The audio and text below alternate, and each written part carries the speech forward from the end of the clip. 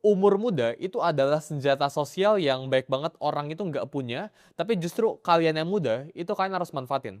Ketika umur kita itu masih muda, ya anggap lu itu masih di bawah umur 25, orang-orang di luar sana yang umur 30 atau 40 yang punya bisnis, ya yang punya pekerjaan, yang sudah berkarir, itu cenderung memandang rendah orang-orang yang masih umurnya itu muda.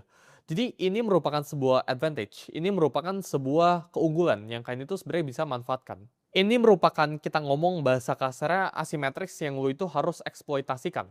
Karena ketika umur lu itu masih muda, orang itu punya ekspektasi yang rendah sama lu. Sedangkan ya ketika umur lu itu udah 30, umur lu udah 40, orang itu udah mulai punya ekspektasi sama lu. Tapi ketika orang itu lu itu masih kecil, ya umur lu itu masih di bawah 25, kita ngomong orang itu meremehkan, orang itu nggak punya ekspektasi apa-apa. Dan window ini akan segera tertutup ketika lu udah di atas umur 25.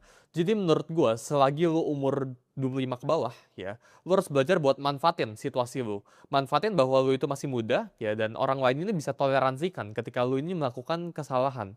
Ketika lu salah di umur yang cenderung tanda kutip tua, gitu ya, di atas 25 tahun, maka orang ini udah nggak bisa toleransiin kesalahan lu. Tapi ketika orang ini masih umur 25, orang ini masih bisa cincai, masih bisa cuek gitu.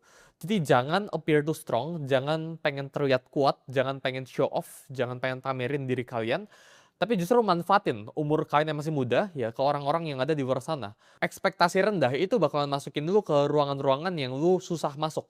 Tapi sedangkan ya kita ngomong anak umur 19 anggap punya skill trading 10 contoh ya, 10% skillnya gitu. Sedangkan ya ada orang umur 30 punya skill trading 20%, 2 kali lipat di atas umur anak 19.